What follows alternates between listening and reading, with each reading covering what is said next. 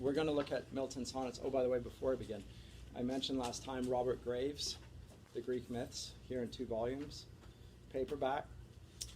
Really useful reference work if you want something that's going to help you with Greek mythology.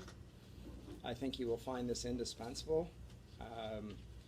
So, for example, there are various creation myths in the ancient world. There's those that are from the Pelasgian creation myth. There's the Homeric and Orphic creation myth. There's the Olympian creation myths.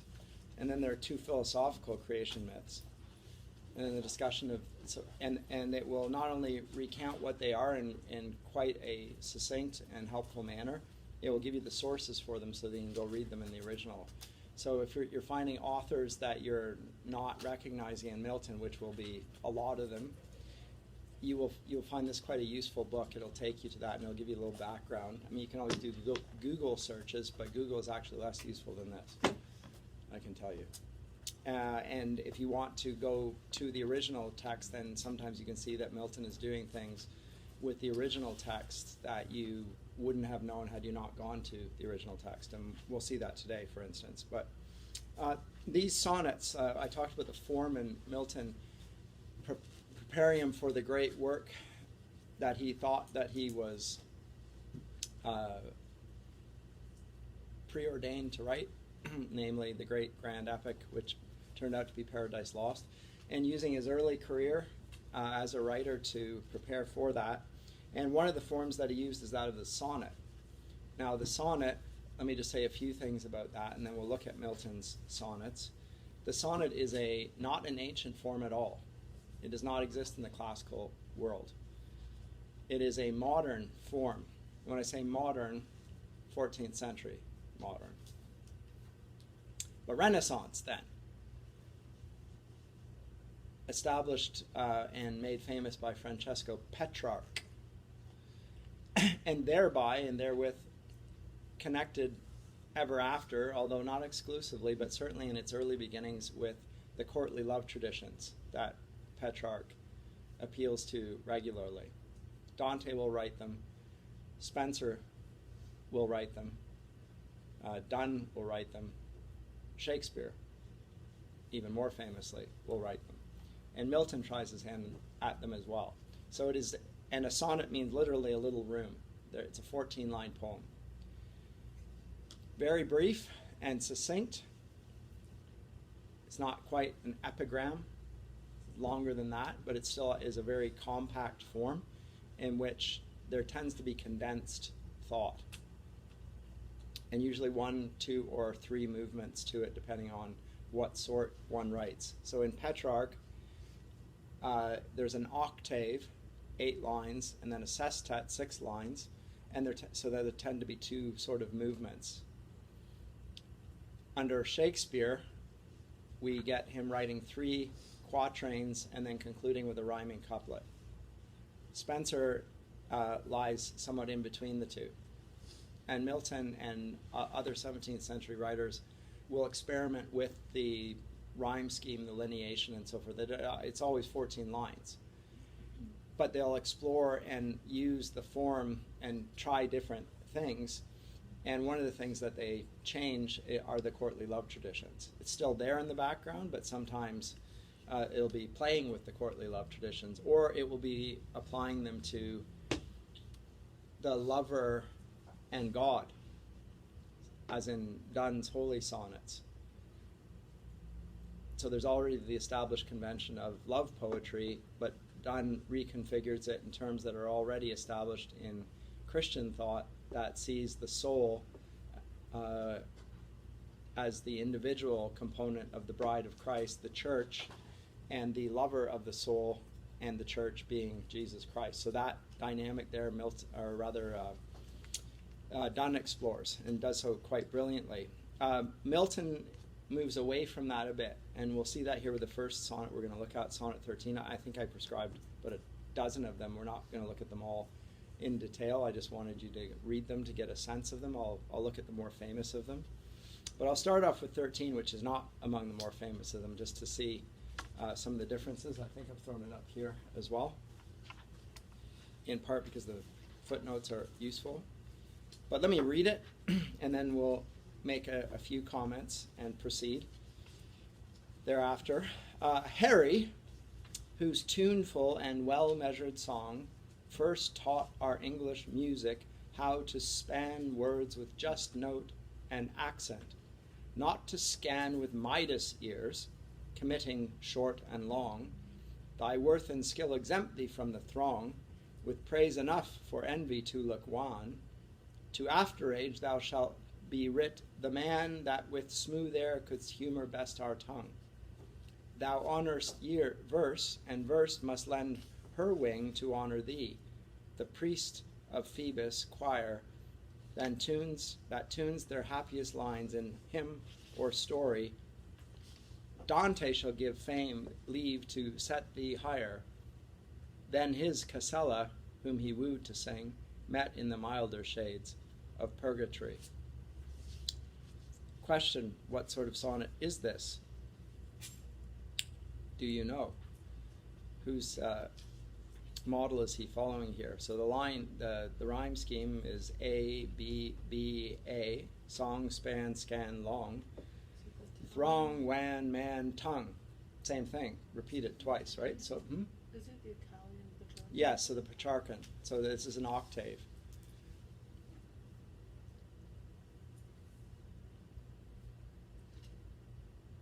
And then after tongue, there's a shift in rhyme scheme, but also a shift in the object of contemplation. And it's related to the foregoing, but it's taking it in a slightly different direction, just like an essay will. So you're building on what has been established there and digressing slightly. So thou honors first, and verse must lead her wing. So C, choir, D, story, E, higher, sing purgatory. C, D, E, D, C. So inverts it, right? Or no, wrong. Story and purgatory. So C, D, E, and then E, D, C. So it's got two parts. He's writing about Henry Lawes, who wrote the music for his the play that we've already looked at, The Mask. And so this is a dedication to a musician. And remember, The Mask was about chastity. So it's a love poem. Almost immediate, whenever you read a sonnet, you think love poem. But now it's to the musician who wrote the score, if you will, to Milton's play on chastity. So a particular type of love. Not the refraining from love for so much as the right direction of the soul towards God in all things. But he first taught our English music how to span words with just note and accent, not to scan. This is helpful. So span is giving the words the correct measure of length and stress, and scanning is to count them. And then he makes a reference to Midas ears, and I think you can see here the allusion here. And if you wanted to, in Graves, we probably could look up Midas, and it would tell the story of that. I'm not going to waste the time to do that, but it will be there. And so that's why I recommend you buy it. It's useful not only for Milton, but you'll find for later authors. The mythology is really a potent and rich treasure for authors to mine and use for their own works. And we're not acquainted with the mythology ourselves. At least I speak for myself. I assume that you are also not well acquainted with Greek mythology. And there's more than Greek mythology. There's Norse mythology and so forth as well. There's a lot of mythology, a lot of stories. And the stories tend to be held that they have some sort of a significance to the stories. They're not just fashionable. There's a proverbial aspect to them. But the Midas ears when Pan competed with Apollo in song, only Midas, king of Phrygia, preferred Pan's music, and Apollo punished him by changing his ears to those of an ass, which will remind us of what? Midsummer Night's Dream, right? And that will be in Shakespeare's mind, by the way. Renaissance authors would all have read Ovid's Metamorphoses. It's one of the core texts of the medieval period. So if you want to read Shakespeare and understand him, you will also want to avail yourself of Ovid, or at the very least, this little synopsis by Robert Graves. So he gave it not to scan with Midas ears, committing short and long, so with big floppy ears, and not switching the words to suit the music, but rather switching the music to suit the words. Now, this is a theme that Milton is keenly interested in, and he's really that this is a debate whether when playing music your words should conform to the music or vice versa. Because remember we said even when discussing music, music is thought to be something that is inherent in the fabric of the cosmos. So there's a case to be made for music being the true thing, the real thing, and words ought to conform to its pattern. Milton comes down on the side, rather, of the importance of the word, and he does so to some degree as a reformer. So even music ought to follow words, and you will see this most famously in Paradise Lost, where he writes an unrhymed blank verse against the conventions of his day. They wrote in rhyming couplets.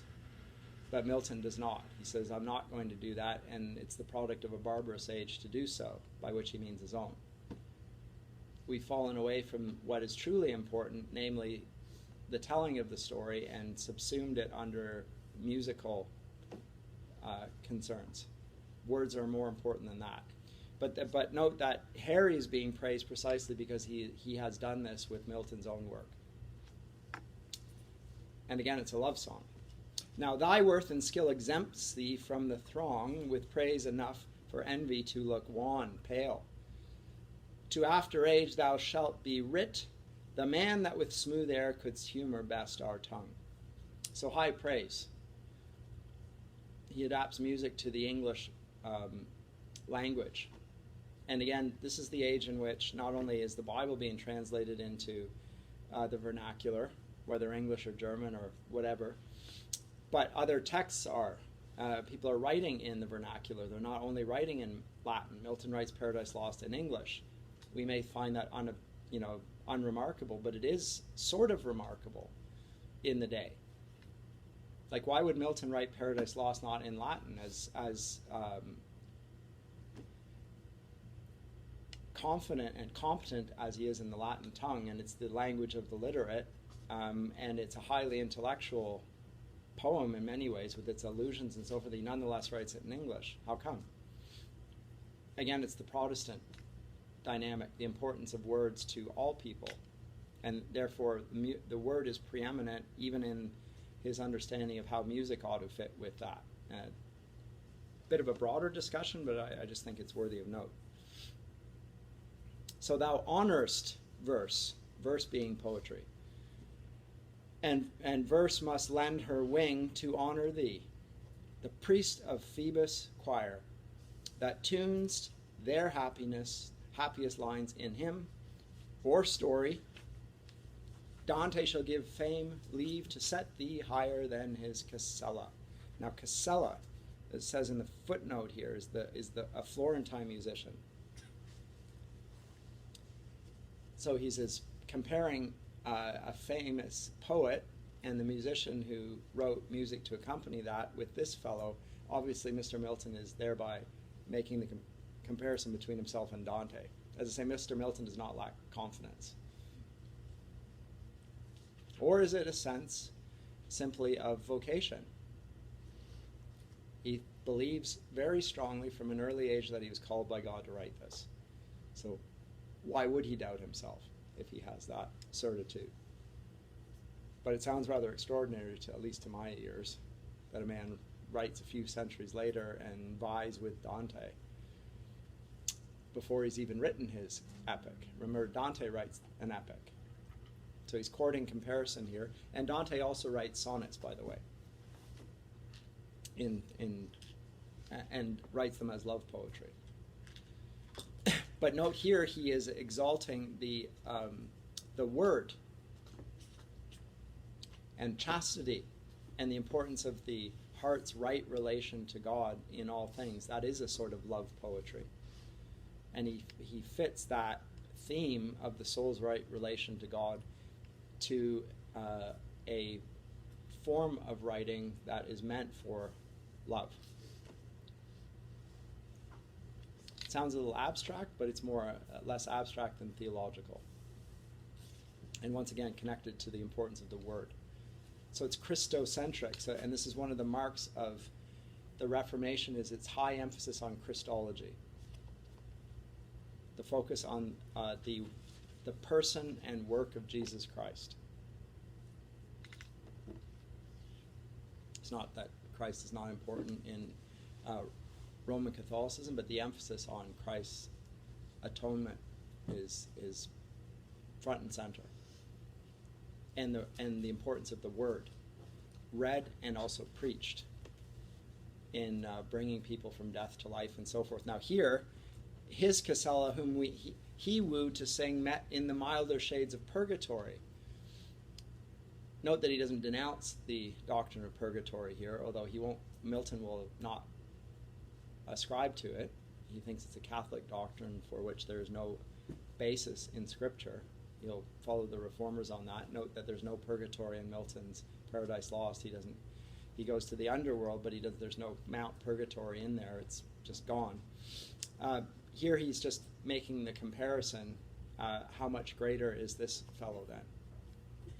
Not meeting him in purgatory, meeting him on earth where heaven meets. So comments or questions? I don't want to spend too much time on this particular sonnet.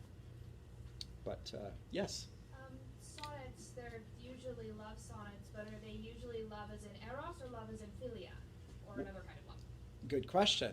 So the question is related to different understandings of what love means, made well known by C.S. Lewis. So if you're doing the C.S. Lewis course, I don't think Dr. Davis will deal with this probably, actually. If we do a C.S. Lewis course next year, and I do it, we will do it. The Four Loves. Have you read The Four Loves, any of you? Some of you? Okay, good. So he talks about four types of love, and he uses there are the Greek words for that. So he talks about storge, first of all, which is familiar love. Like, I love my chair or something. Like, or I love something familiar and comfortable. Like, you can love your surroundings. I love my bed. I mean, we'll say that in English, which you really don't have romantic attractions to your bed. It's just like there's a familiarity to it. You can love your home and surroundings. And he says this is a real type of love, and it's part of what makes our world a habitable place, is that we love the things that are all around us. But he calls that storge. Second type, he calls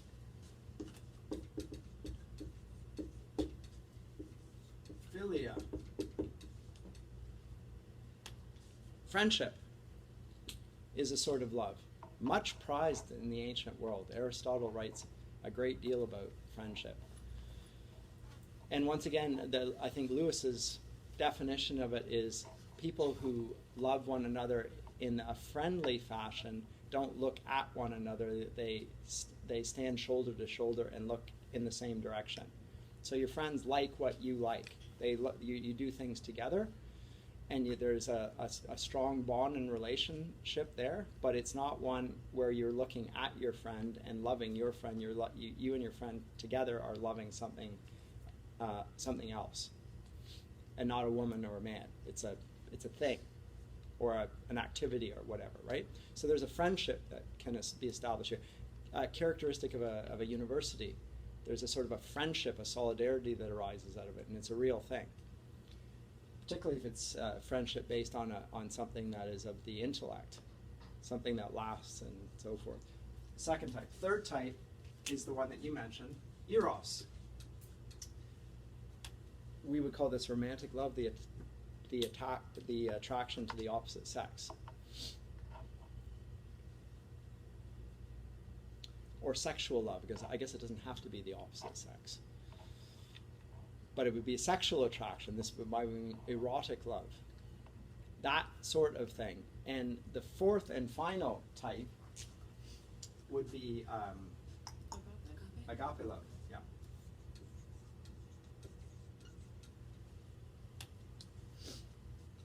Which is a sort of a love for God, or the peculiar love that God bestows upon us, for which there is no real correspondence. And chastity may be of that sort.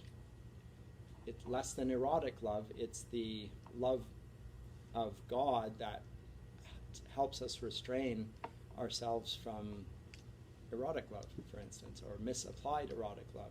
But it's particularly the case in the love that God bears towards us, which is an object that doesn't deserve his affection. This is love, not that we love God, but that he loved us and gave his son as a propitiation for our sins. So that sort of love. So it's almost, there is no human correlate to it, other than response to God's initiating agape love. Those four types of things. So what's the question again? Sorry, now that I digressed infinitely, and it was a clever question. Have you forgotten the question now? Sorry. Yes, after that terrible digression. Does this sonnet, and do most sonnets, are they referring to eros or are they referring to philia? Obviously this one Can be all. Can be all. It can be any, and it could be all. Is there any sort of traditional? The traditional is eros. Okay. Yes. Like I'm thinking Shakespearean sonnets, which are almost all eros, and so. Yes, and they're following Petrarch in that. So the love for a lady in Petrarch. But it doesn't per se have to be eros. No, and again, later, because of the richness of the senses of love, later writers will expand on those. In particular, talk about the love of God, the agape love. So with Sonnet 13, was it more of a bold or unprecedented move that he was writing it to a friend, or was that already established in his time? Well, Shakespeare's already written about friendship, although he tends to write about erotic love. He talks about a dark youth. Some people think it's homoerotic. I have my doubts about that, but you can make the case. There's a rich tradition of love of man for his fellow man, by which I mean masculine, going back all the way to David and Jonathan and so forth. Again, some people see that as homoerotic. I don't. Myself, I don't think that's either necessary or even warranted by the text. They just love one another in the way you may have experienced of your friends. You love your friends. It's an ardent affection, but it's not that. In general, all of these different loves, by the way, can become perverted as well and distorted. But here, I don't know if it's unique, but again, very Miltonic to take it in a different direction for sure. Yeah, and he's writing about a friend who's got the same views that he does, but he's also writing it about a friend who set his work Comus to music, and again, Comus was about chastity, so it's a type of human response to divine love. So it's a bit of both, right? So he is, but that's already happened, I think, in Donne and the metaphysical poets. They will regularly do that sort of thing. So it's not unique. And it will become increasingly less unique, because other writers will certainly write about the love of a dog or something in a sonnet or something, like, or a good old book that's well worn. Well, like, you can even see it in the ancient epics like Achilles and Patroclus. They had this brotherly love even though they were like cousins. They're cousins, yeah. Again, that's debate. People debate that, but... That's because the modern world simply cannot accept that there can be love for another person that's not sexual in nature. They do the same thing with C.S. Lewis and Mrs. Moore, right? If you know anything about his biography. So he has a pact with his friend who's in the trenches. If either of us dies, we'll look after one another's parents.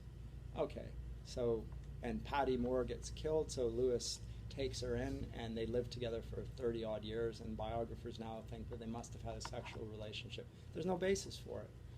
other than it's impossible for them to imagine that a young man could live with a woman who he had affection for without it becoming that. At least to my knowledge, there's no basis for it. But again, we just find it inconceivable. When I say we, the modern world, I object myself. But then I'm an anachronism, so there you go. Not that I don't see the nature of the problem, but why does it have to be that?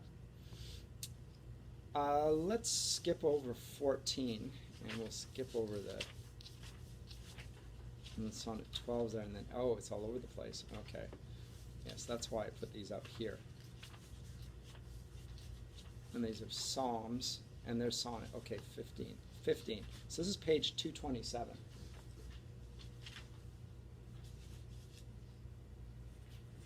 Now, these were not published at the time, but this is to Lord Fairfax. Now, Fairfax was the commander-in-chief of the parliamentary armies. He was a nobleman.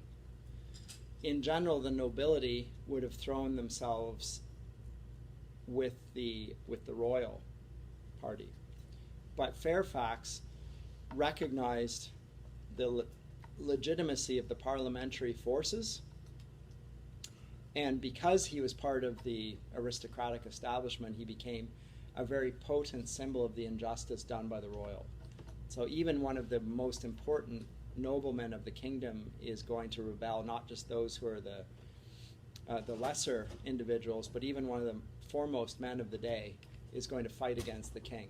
And he was much praised for this. An important figure, by the way. One thing that Fairfax did not do is he didn't agree with the execution of Charles I. He would take no part in it. He retired when that happened. So he was willing to fight against the king in order to bring him to account, but he was not willing to have him executed. At the point he did that, he said, this will bring about anarchy. Where will this end? And he retires to his own estate. And he has a poet working with him by the name of Andrew Marvell, who writes about him a great deal as well. Must have been a great man. And Marvell is the one who intercedes on Milton's behalf when Charles II is restored and Milton is blind and they want to chop off Milton's head.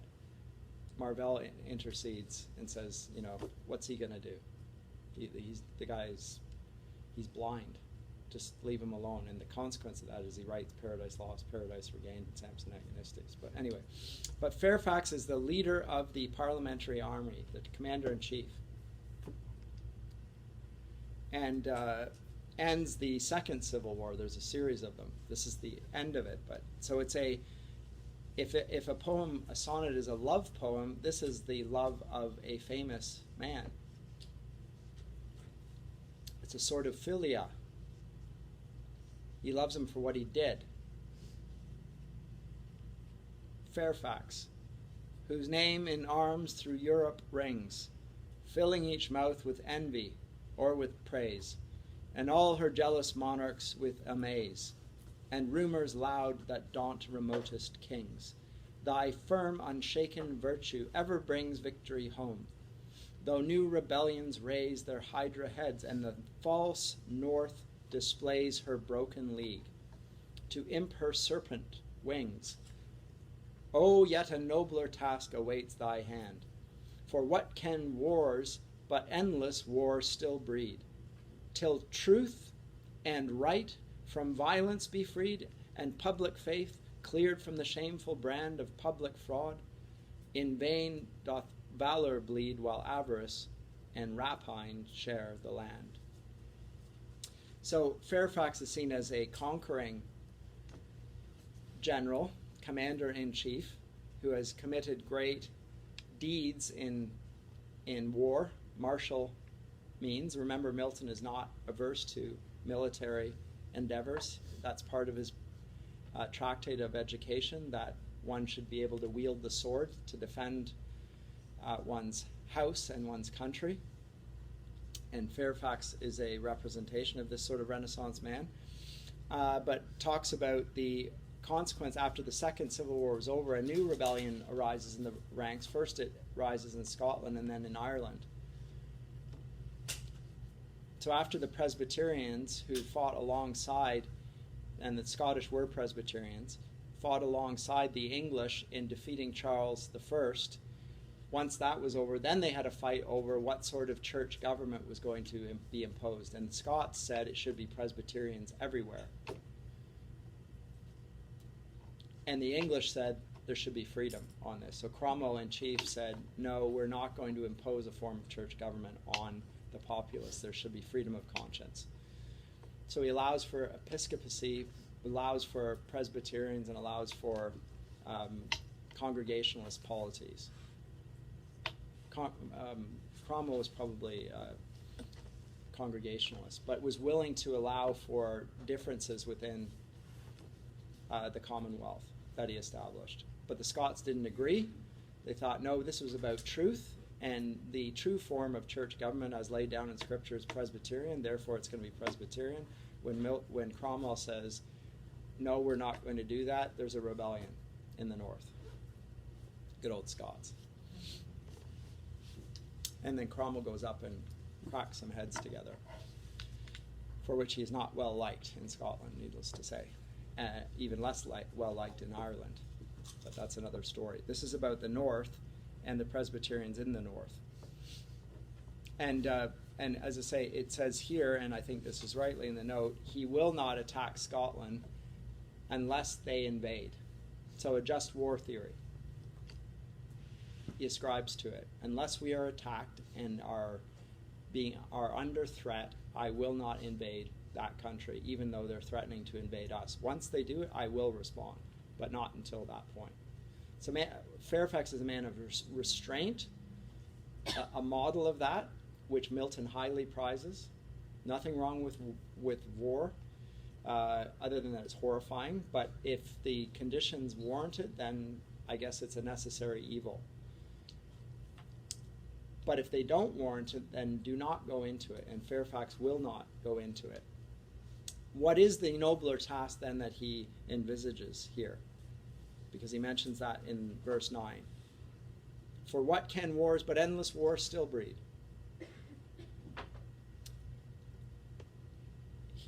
Well, till truth and right from violence be freed, and public faith cleared from the shameful brand of public fraud, in vain doth valor bleed, while avarice and rapine share the land.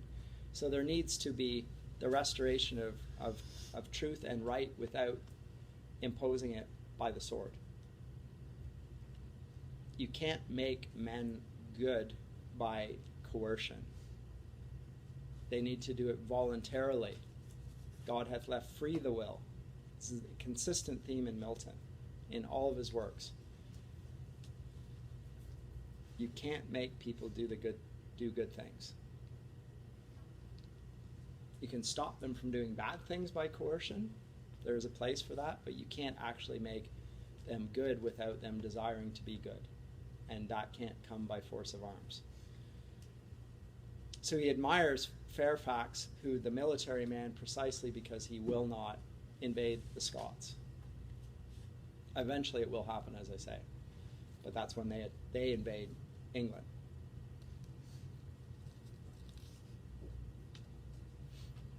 So it says there right at the bottom in the footnote, after having entered into the solemn league and covenant with Parliament on September 25th, 1643, the Scots broke the league by invading England in August under James, Duke of Hamilton. Since joining, the parliamentarians had impaired her usually serpentine wings. Milton is saying Scotland has now imped them, that is, repaired them by inserting new feathers through a return to treacherous action. So there you go.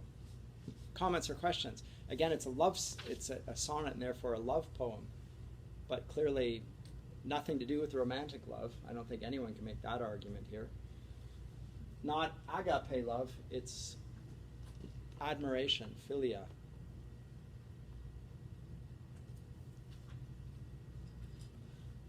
The admiration that a virtuous man bears for another virtuous man.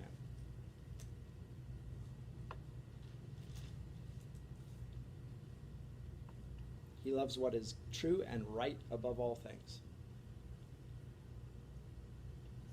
Now, I don't see that in Donne. Donne is, most of Donne's, even his love poetry, his holy sonnets are highly sexual in nature. Not a hint of that here. So Milton is taking it in a different direction, without a doubt. Comments or questions? I'll move on to 16 if there are none. It's hot in here.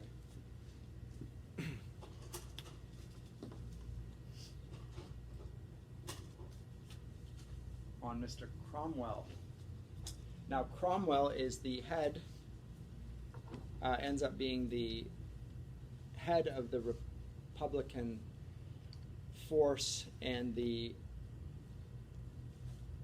protector-in-chief of the new Commonwealth. As time goes by, he becomes more and more invested in royal trappings.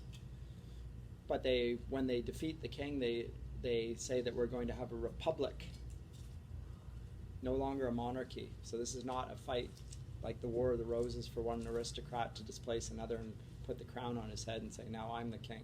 He doesn't do that.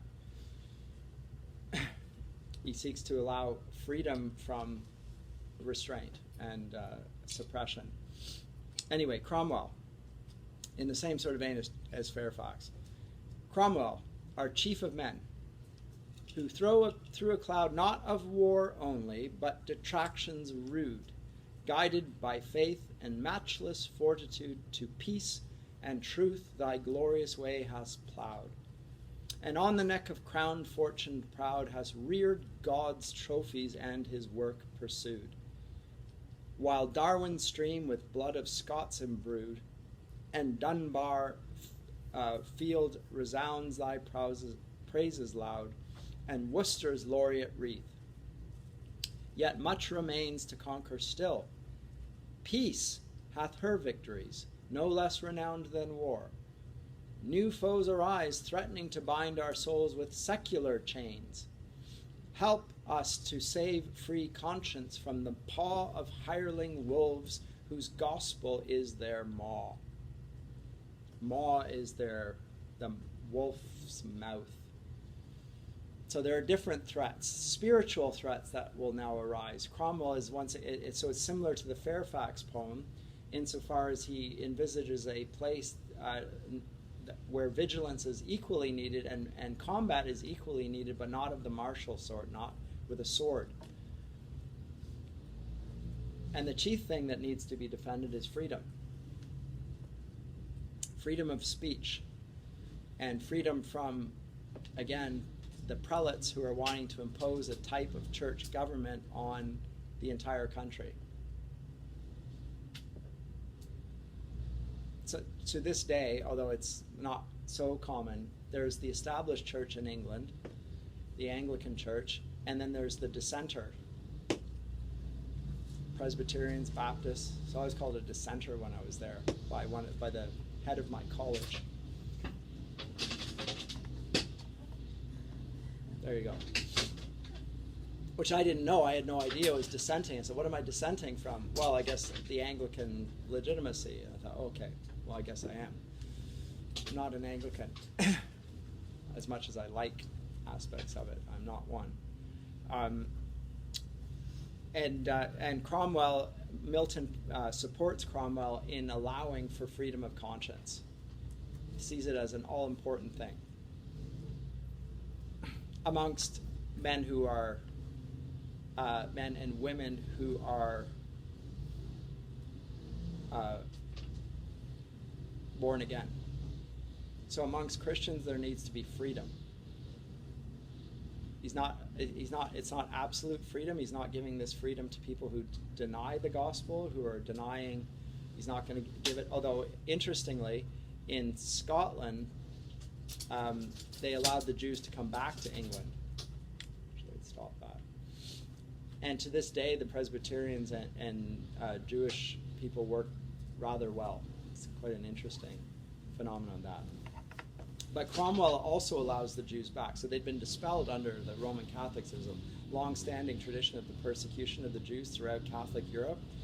One of the things that Cromwell does early on is he invites the English Jews back into the country and allows them to worship as they see fit, which I think is rather extraordinary in his day. And Milton would approve, and did approve.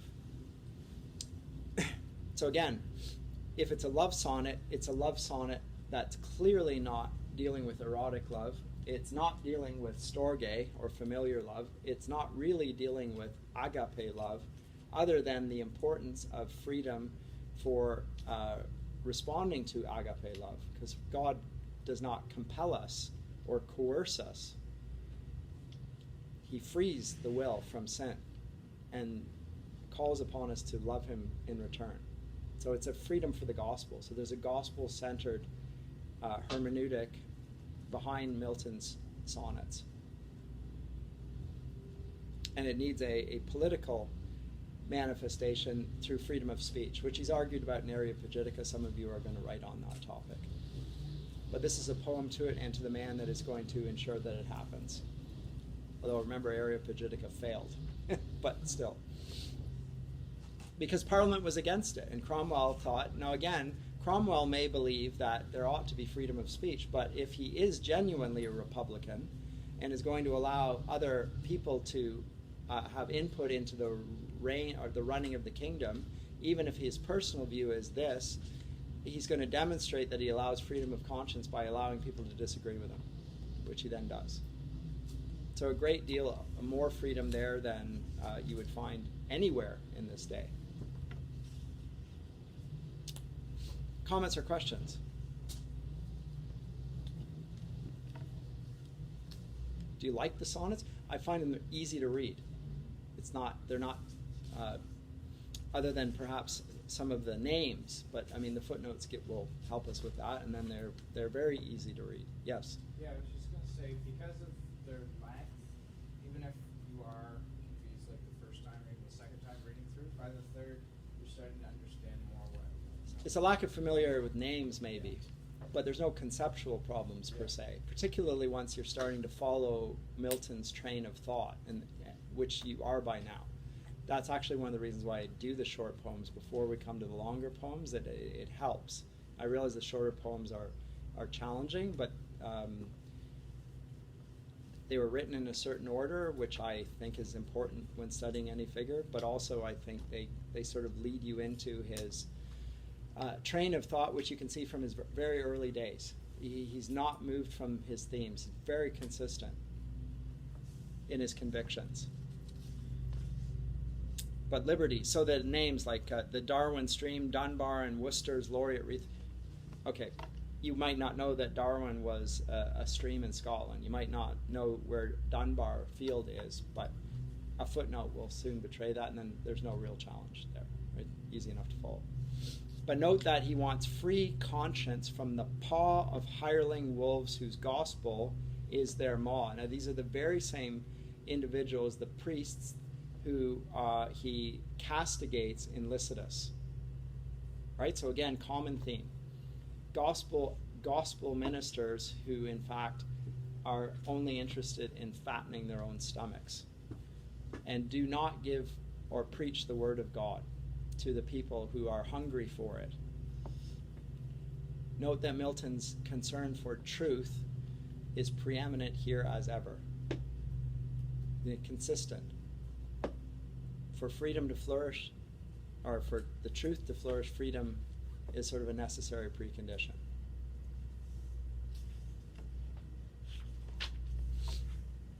It's also possible for the truth to be proclaimed in chains. But would you rather have it in chains or in freedom? Most people will say, I'd rather have it in freedom. It's one of the consequences of it. Anyway, so, okay, then I will move on. I'm going to skip over Sonnet 17.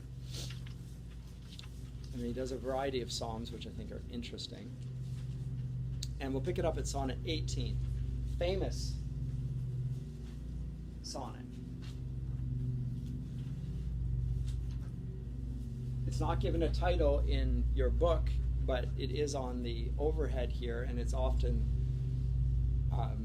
given this title in anthologies. So it's on the late massacre in Piedmont. This is in Italy, where Protestant reformers were massacred by Catholics. It's an infamous passage.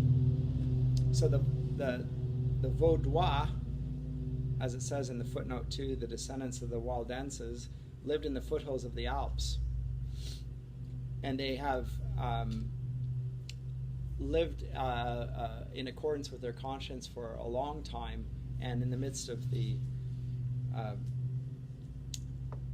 this period, there's a great bloodletting, which was not uncommon in the period. So in the 30 Years' War, there were all sorts of massacres that took place in France as well. Henry IV, 10,000, I think, Protestants were massacred in Paris in one day. But if the sonnet's a love poem, how are we to read this then? Avenge, O Lord, thy slaughtered saints, whose bones lie scattered on the Alpine mountains cold. Even them who kept thy truth so pure of old, when all our fathers worshipped stocks and stones. Forget not, in thy book record their groans, who were thy sheep and in their ancient fold, slain by the bloody Piemontese that rolled mother with infant down the rocks. Their moans the vales redoubled to the hills, and they to heaven. Their martyred blood and ashes sow o'er all the Italian fields, where still doth sway the triple tyrant, that from these may grow 100-fold, who having learnt thy way, early may fly the Babylonian woe. It's eschatological in its overtones, or apocalyptic, references to the book of Revelation.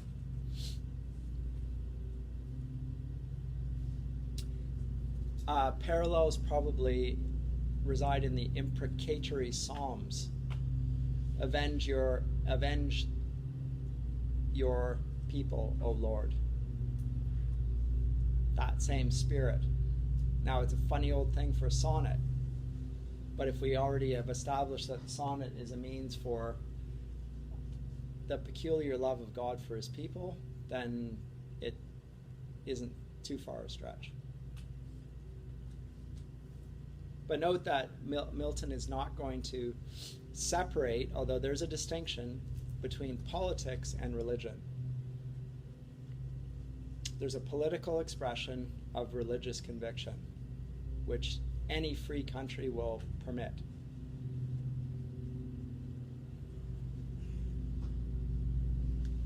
He sees it as essential. But in this case, as I say, in Catholic Italy, the Catholic Church of the day and the Pope of the day ordered the massacre of the Piemontese. Spoken of here as the Triple Tyrant. I'm not quite sure why the Triple Tyrant. Would you put the number 3? The number 3 is biblical, so don't forget. It is, but it's usually positive. It's Trinity. There is an infernal Trinity in Paradise Lost, but that's not a common convention at this stage. And I'm not quite sure what he means by that, I have to confess. But he sees the battle, and this is again characteristic of his day, sees the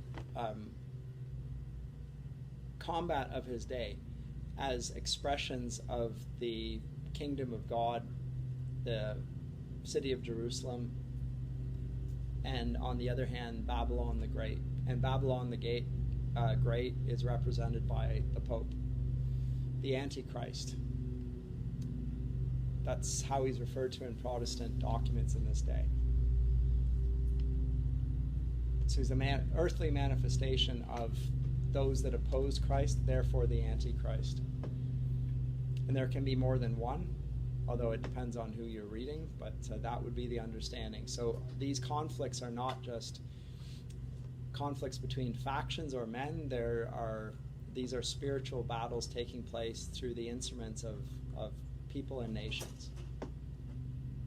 And they're fighting over truth. I think that discussions like these are very foreign to most of us. But they were not foreign to people that operated before the First World War. As I said in my sci-fi subcreation course, both the Germans and the Allies thought they were fighting for God, on God's behalf. From the pulpits of certain, particularly liberal Protestant churches, they were encouraged to take the fight to their enemies in the name of progress, and progress is advancing the kingdom of God. So it begs the question of what you mean by progress, but in that day it was social Darwinism, so that the German folk would prevail over their enemies. You get similar sorts of language from the English and from the Americans, and from Canada you get the same sorts of things. So people being encouraged to go for war, to fight the infidel, the godless Germans, the Huns. So this language does not go away until the 20th century with the bloody battles that go with it, and now we're intensely uncomfortable with it. You think of it more in relation to Islam. And if Christians talk about this, most Christians will go crazy. And that's partly because of the experience of 2 world wars, I submit. Not just because of their allegiance to Christianity, but more because of 2 senseless, brutal world wars. It sort of broke the spirit of the Western powers. But that's off topic. I'm just saying here, Milton's expressions of battles that are really partaking of a theological or spiritual conflict is very common. You get the same thing in Catholic writing of the medieval period when talking about the Crusades. There'd be the same sort of thing.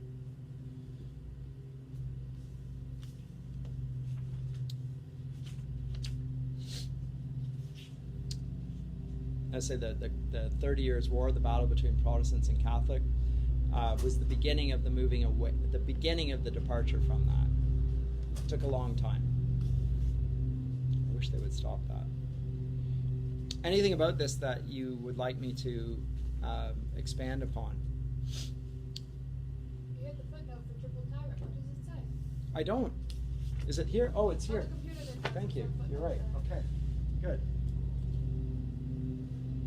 Triple crown instead of a mitre. It's a boat reference.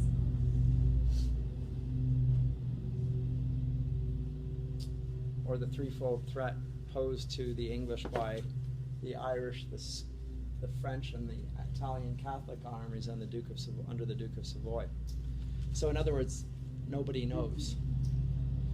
But you have to conjecture. I mean, it's as I said, it's not an established convention to call him the Triple Tyrant. It's his own personal association there. So it could refer to there's a crown, and then there's a shorter crown, and there's a little crown. Sometimes wearing that.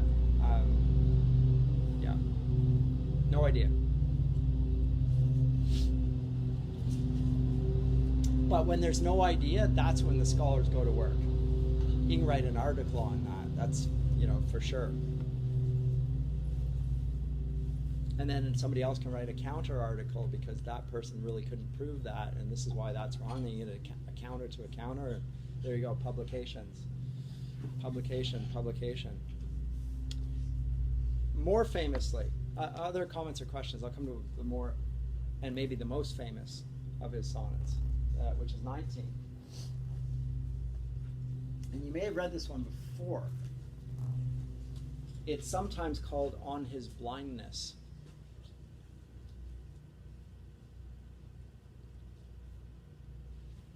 Because as I said before, in his middle age, Milton lost his sight. It started going slowly and eventually was gone altogether.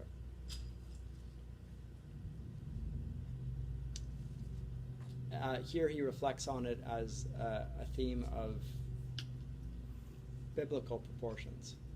And there's a widespread resonance with blind writers and prophets throughout world history. But Homer was said to be blind, sometimes called Maimonides, same figure. Homer was said to be blind. Tiresias the prophet was blind. St. Paul was struck blind. And in their ranks, among the more famous, Mr. Milton was blind. And yet prolific and prophetic in the midst of that. So there's something about you're deprived of one thing and recompensed with another gift. So the gift that he'd been given early on, the capacity to write wonderfully, is almost amplified by his loss of another gift, the gift of sight. Remember, one of the symptoms of sin in the Gospels is blindness. So people who are blind are considered to be sinners. So are those who are deaf, and so are those who are lame. Everybody assumes that these people are cursed by God.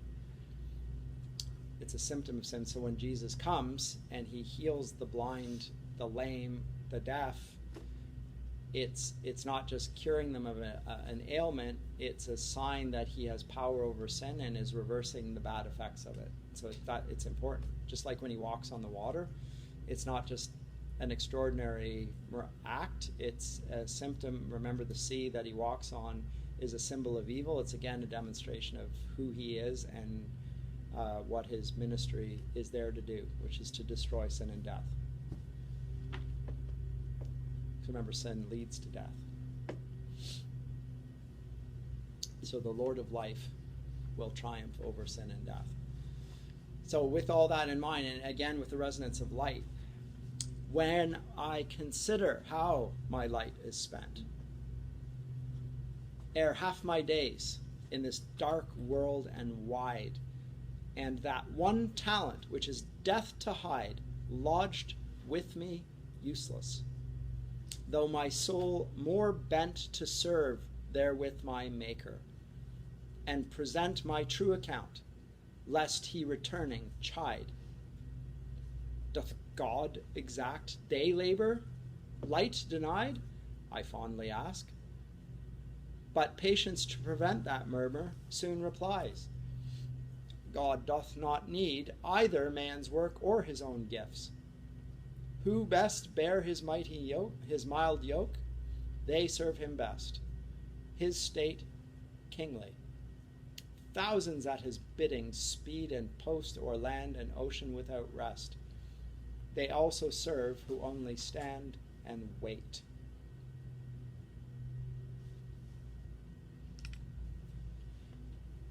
I think the context of his life, it adds a great deal of power to the poem.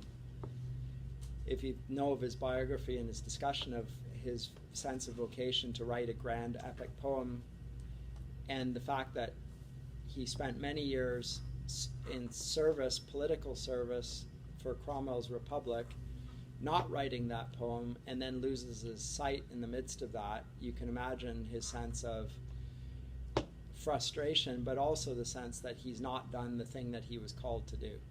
And he is fearful because he will have to give an account for his life. And in his case, God had called him, he believed, to write an epic poem. And he hasn't done it. And he will be judged for it.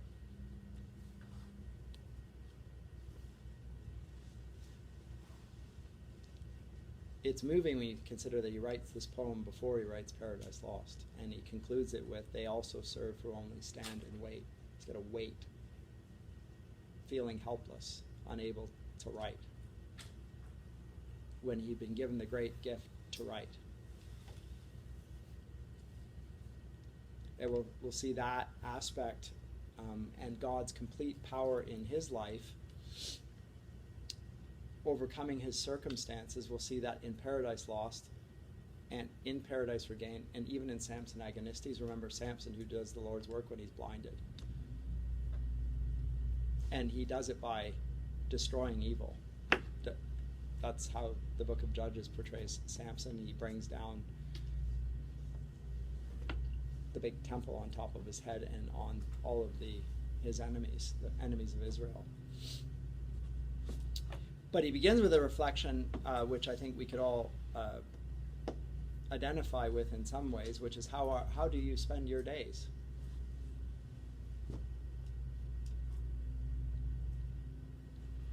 In his case, again, he's writing it in his middle age. He's been doing things which he thought were important and necessary, but he's not done the one thing which he felt called to do. This is not a good feeling.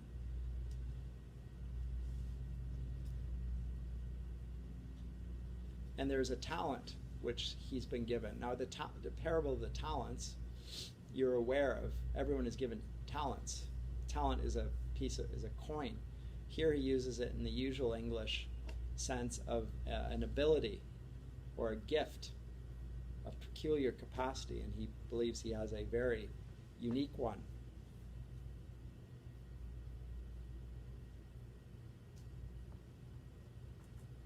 So he can't do it. It's useless, but he's even more desirous to use it. Paradox. It's not that he once felt called to do this and now he's sort of lost the desire to do it. He desires to do it ever more. And now he can't do it because he's been deprived of his vision, which means he can't read either. And he read from morning to night.